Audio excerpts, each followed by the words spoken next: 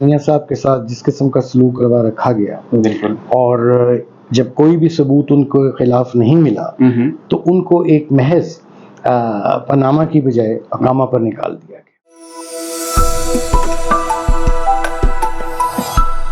بسم اللہ الرحمن الرحیم، السلام علیکم۔ وی نیوز ایکسکلوسیو کے ساتھ میں ہوں فیصل کمال پاشا، اور اس وقت میرے ساتھ موجود ہیں پاکستان مسلم لیگ نواز کے سینیٹر ڈاکٹر آصف کرمانی صاحب۔ سر، ویلکم ٹو دا شو۔ شکریہ، مہربانی، السلام علیکم۔ وی نیوز کے پلیٹ فارم سے سر آپ کا پہلی دفعہ انٹرویو ہم کر رہے ہیں۔ سر یہ بتائیے کہ اس وقت جو ایک بہت بڑا کوشچن ہے پاکستان مسلم لیگ نواز کی سیاست کے بارے میں، وہ ہے میاں نواز شریف کی پاکستان واپسی کا۔ اس حوالے سے سر کیا نیوز ہے، کیا خبریں ہیں، کیا میاں صاحب آ رہے ہیں پاکستان واپس؟ بسم اللہ الرحمن الرحیم، شکریہ آپ کا سب سے پہلے مجھے اپنے پروگرام میں لینے کا۔ دیکھیے، میں نے بارہا میاں صاحب کے حوالے سے یہ عرض کیا ہے کہ میں تاریخیں دینے میں بلیو نہیں کرتا، کیونکہ جن دوستوں نے بھی ماضی میں تاریخیں دی ہیں وہ محض تاریخیں رہی ہیں۔ میں ہمیشہ کہا ہے، اور اب آپ کے پروگرام میں بھی عرض کرتا ہوں، کہ نواز شریف صاحب کی واپسی کا جو تاریخ کا اعلان ہوگا وہ نواز شریف صاحب یا خود کریں گے، یا شہباز شریف صاحب کریں گے، یا مریم بی بی کریں گی، یا نواز شریف صاحب جس کو بھی یہ ذمہ داری دیں گے وہ کریں گے۔ لیکن اس میں یہ ضرور عرض کر سکتا ہوں کہ نواز شریف صاحب بہت جلد وطن واپس آنے والے ہیں، اور الیکشن سے پہلے انشاءاللہ وطن آئیں گے، اور پاکستان مسلم لیگ نون جو ہے ان کی قیادت میں۔ سر کیا ہرڈلز کیا ہیں میاں صاحب کی واپسی میں؟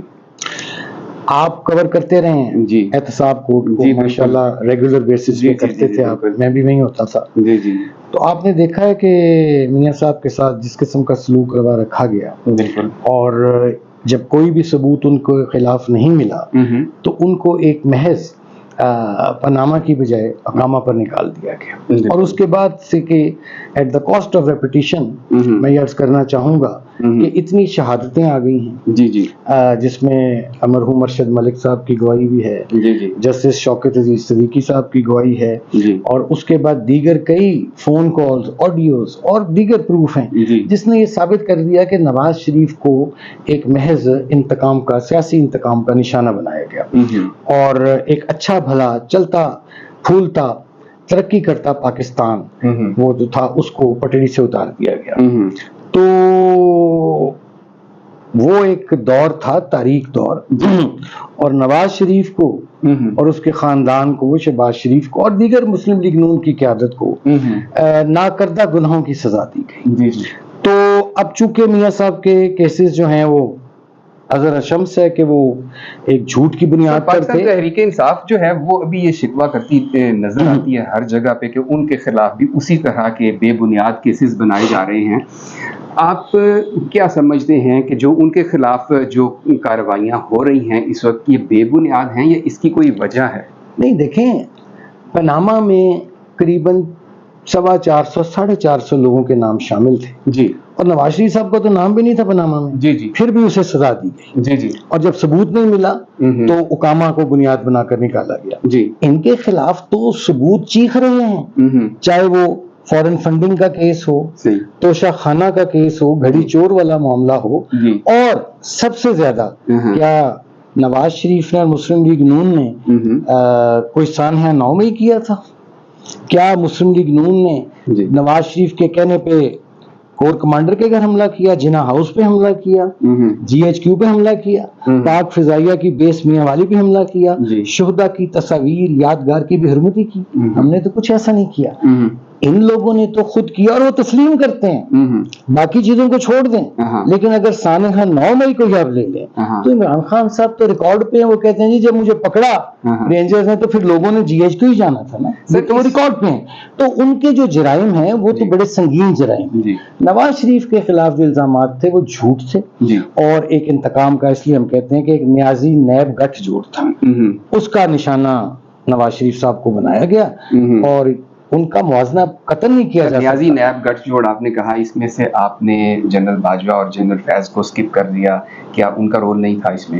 اس کا رول جو تھا وہ تو نواز شریف صاحب گجرانوالے کے جلسے میں ہی بتا چکے تھے، اور بڑے انہوں نے ایک تہذیب کے دائرے میں جی جی ایک اخلاق کے دائرے میں صاحب کہہ کر ان کو بھی مخاطب کیا. جی جی وہ تو ایک گلا تھا نا کہ ہمیں ایک شکایت پیدا ہوئی بھائی کہ یہ سسٹم اچھا بھلا چل رہا تھا, اس کو آپ نے بٹھا کر اور ایک تجربہ کیا, اور پھر وقت نے ثابت کیا کہ وہ تجربہ جون سا تھا وہ ناکام ہوا بری طرح, اور اتنا ناکام ہوا کہ پاکستان کو وہ دیوالیہ پن کے کنارے پر لے آیا. مسلم لیگ نواز جو ہے وہ کیا سمجھتی ہے کہ جنرل باجوہ اور جنرل فیض ان کے خلاف پروسیکیوشن ہونی چاہیے, ان کو پروسیکیوٹ کرنا چاہیے؟ دیکھیے جی, گزارش اس میں میری یہ ہے کہ دراصل میں ذرا اس کو تھوڑا سا اس کی تھوڑی بیک گراؤنڈ میں جانا چاہتا ہوں. جی, پاکستان میں بدقسمتی سے قائد اعظم کی رحلت کے بعد سے جی جی ایک کنٹرول ڈیموکریسی رہی ہے. جی جی جینوئن ڈیموکریسی اس ملک میں کبھی بھی نہیں آئی. جی جی میں تو یہ اس میں سمجھتا ہوں اور میں نے دیکھا بھی ہے.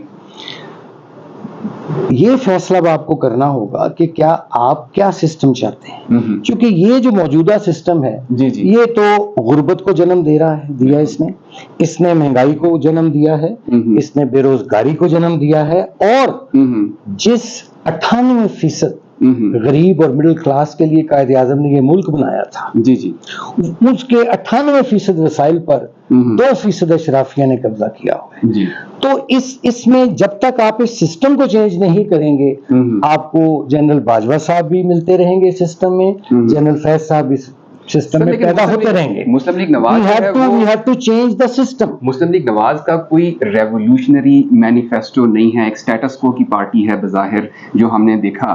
کس طرح سے آپ یہ چیزیں تبدیل کر سکتے ہیں؟ اشرافیہ کی جو منوپلی ہے اس ملک پہ, وہ اس کے لیے تو بڑی قربانی چاہیے.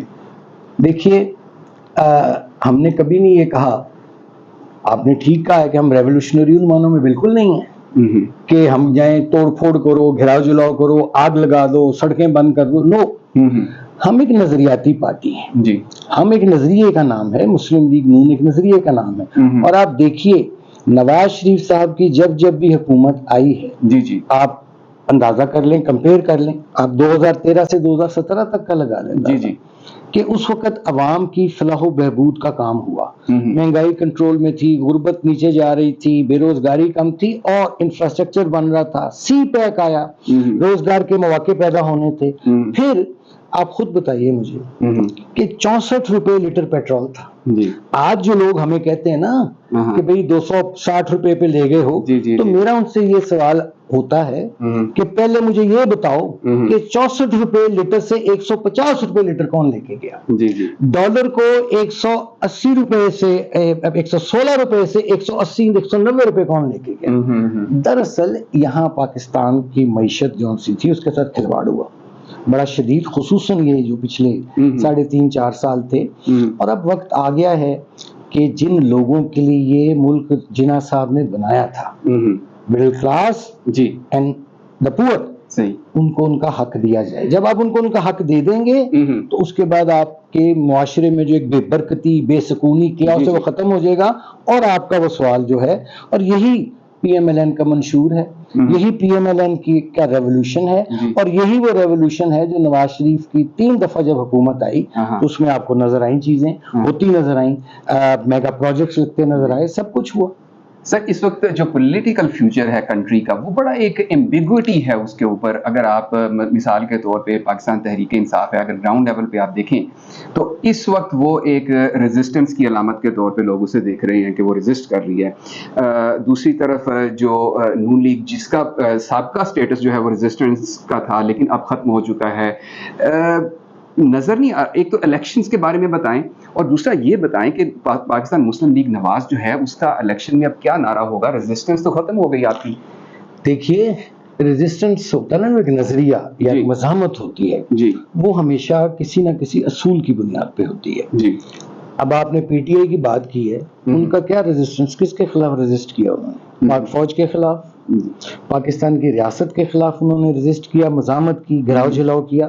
تو ظاہر ہے ہم تو پاکستان بنانے والے ہیں. مسلم لیگ نون جو ہے وہ تو قائد اعظم کی اور آل انڈیا مسلم لیگ کی وارث جماعت ہے. تو ہم تو اس قسم کی حرکات میں بلیو نہیں کرتے, اینٹی اسٹیٹ ایکٹیویٹیز میں جو کہ پی ٹی آئی کے لوگ کرتے ہیں. لیکن سر مہنگائی ہے, بدامنی ہے ملک میں, ٹیررزم ہے, آپ کے پاس اب کیا نعرہ ہے, کس طرح سے جائیں گے؟ میں کرتا ہوں نا, نعرہ یہ ہمارے پاس ہے کہ دیکھیے لوگوں میں شعور آیا ہوا ہے, ہے. لوگ سمجھتے ہیں مہنگائی ہے, غربت ہے, بے روزگاری ہے, اور یہ کوئی آئیڈیل سچویشن نہیں ہے, بڑی تکلیف دہ صورتحال ہے.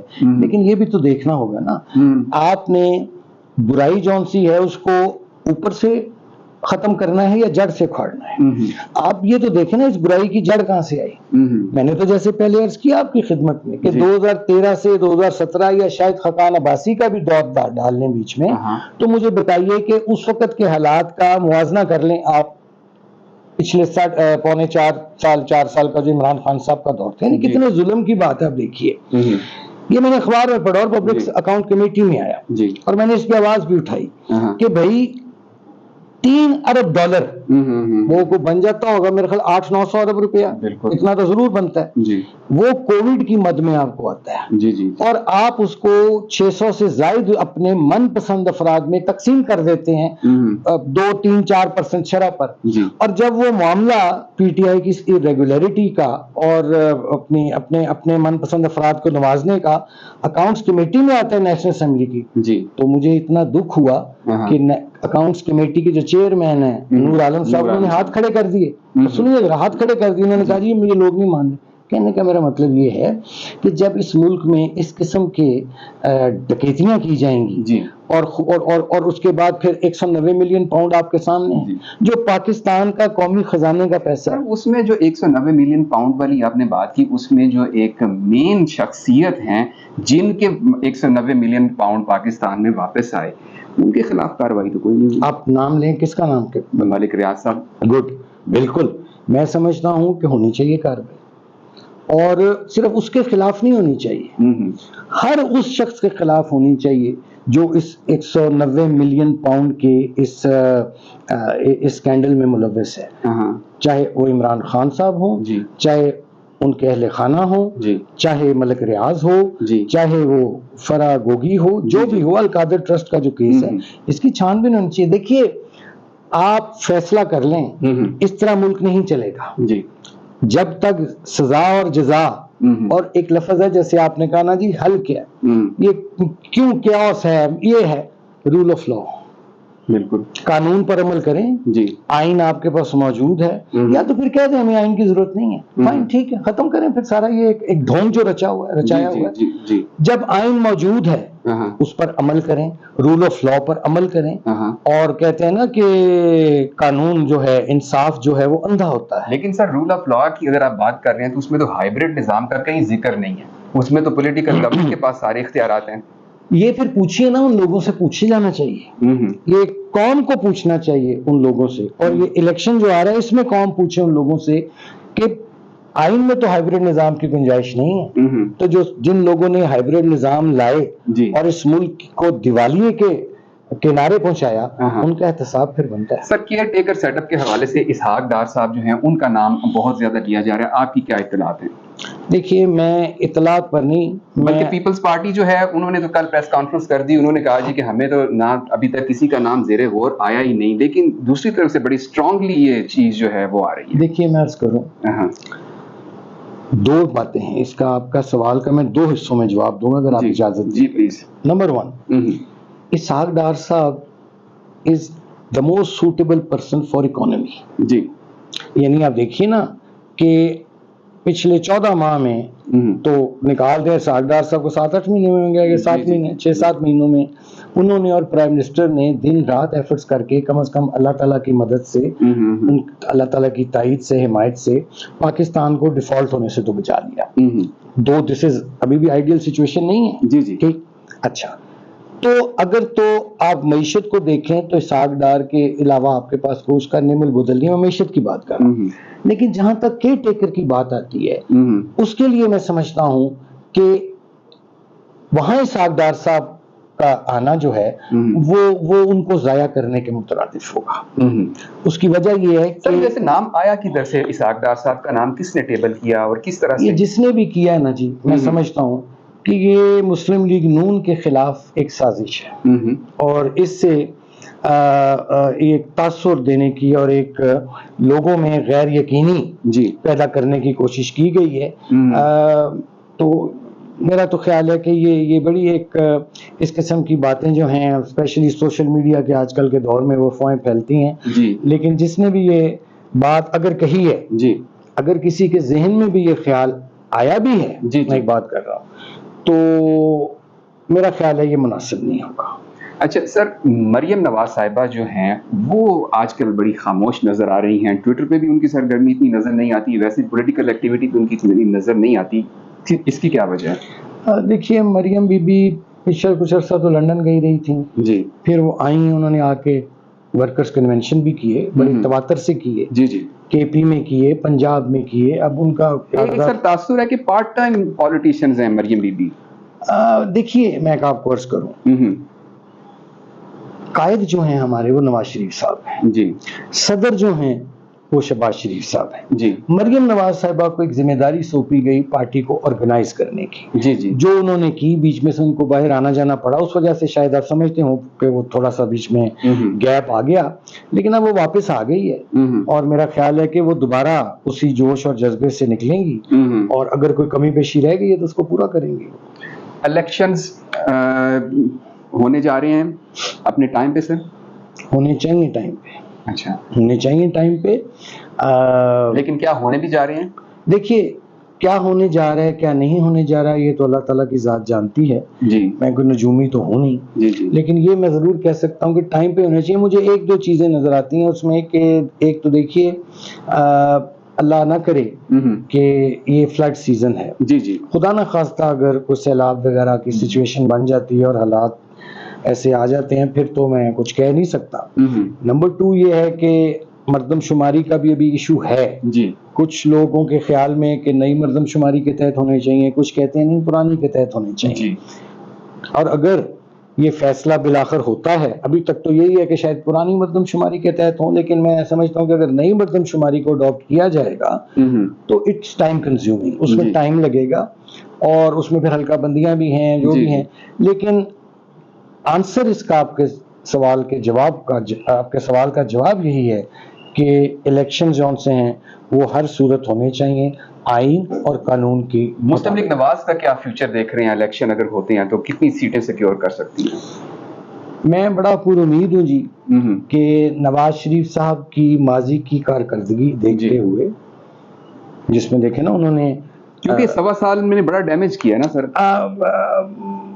ڈیمیج تو وہ ہمیں معلوم تھا نا جی کہ ہم نے تو ظاہر اپنی سیاست کو داؤ پہ لگایا لیکن الحمدللہ اللہ کا شکر ہے کہ شہباز شریف کو اور نواز شریف کو اور اسحاق ڈار کو اللہ نے سرخرو کیا کہ کم از کم آپ کو ڈیفالٹ سے تو اللہ نے بچا لیا. جی اگر آپ ڈیفالٹ کر گئے ہوتے تو آج جو لوگ مہنگائی کا رونا رو رہے ہیں تو اس سے ڈبل مہنگائی ہوتی. جی جی تو میں یہ سمجھتا ہوں کہ لوگ باشعور ہیں اور لوگوں کو معلوم ہے کہ پاکستان کے لیے کس کی کیا خدمات ہیں اور کس کے دور میں مہنگائی غربت بے روزگاری میں کمی تھی ظاہر نواز شریف صاحب کے دور میں اور لوگ سوچ سمجھ کر فیصلہ دیں گے اور میں انشاءاللہ آنے والے وقت میں مرکز میں بھی اور پنجاب میں بھی میں مسلم لیگ نون کی حکومت بنتی دیکھ. پاکستان تحریک انصاف جو ہے وہ اس وقت سخت مشکل میں ہے، وہ کیا سکور کر پائے گی الیکشن میں اور کیا وہ آپ کو نظر آ رہا ہے کہ الیکشن میں لڑ بھی پائے گی وہ؟ یہ بڑا ایک امپورٹنٹ ہے آپ کا سوال. دیکھیے مجھے تو یہ ہے کہ جو میں دیکھ رہا ہوں کہ جس طرح ان کے لوگ ان کو چھوڑ کر بھاگے ہیں تتر بتر ہو رہی ہے پارٹی اور ایک اور پارٹی بھی جس کو آپ استحکام پارٹی کہتے ہیں میں اس کو عدم استحکام پارٹی کہتا ہوں تو وہ بھی وجود میں آئی ہے. لیکن دیکھیے کیا عمران خان صاحب کے جو ووٹر ہیں وہ کس کو ووٹ ڈالیں گے؟ کوئی امیدوار ملے گا انہیں؟ پہلی بات مجھے تو ڈر ہے کہ ان کو امیدوار ہی نہیں ملنا اس الیکشن میں. تو پھر انہوں نے جو یہ اسپیشلی یہ 9 مئی کو جس طرح انہوں نے پیر پہ کلاڑا مارا ہے اپنے اور اس کی کوئی ندامت بھی نہیں ہے انہیں کوئی انہیں اس کا کوئی رنج بھی نہیں ہے اور اس کو جسٹیفائی کرتے ہیں ہر روز. تو میں سمجھتا ہوں کہ under the circumstances PMLN is the best option for the people. بہت شکریہ سر، بہت مزہ آیا آپ سے بات کر کے. ناظرین آپ نے ڈاکٹر آصف سعید کرمانی صاحب کے ساتھ ہماری گفتگو سنی.